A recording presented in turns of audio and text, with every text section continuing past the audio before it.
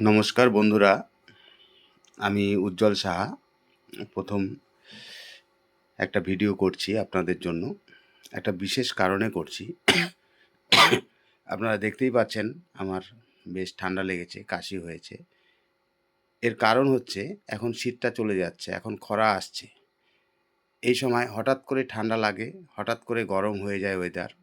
এই সময় একটু সতর্কতা অবলম্বন না করলেই যে কারো ঠান্ডা লেগে যেতে পারে, এবং এই সময় জ্বর, সর্দি, কাশি এগুলোর প্রবণতা খুব দেখা যায়। বিশেষ করে বাচ্চাদের ক্ষেত্রে এবং বয়স্কদের ক্ষেত্রে বিশেষ নজর দেওয়া উচিত, যেন এই সময়টা সতর্কভাবে প্রোটেক্ট করা উচিত নিজেকে। এইভাবে আপনারা একটু সতর্ক থাকবেন এবং সুস্থ থাকার চেষ্টা করবেন।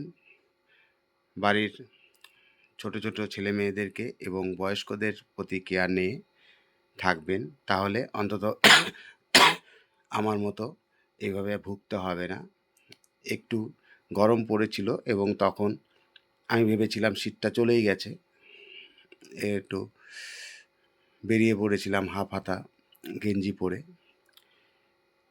বাইক নিয়ে। ব্যাস একদিনেই আমার এই অবস্থা হয়ে গেছে। তো বন্ধুরা, আপনারা সাবধানে থাকবেন, সুস্থ থাকবেন, ভালো থাকবেন। ধন্যবাদ।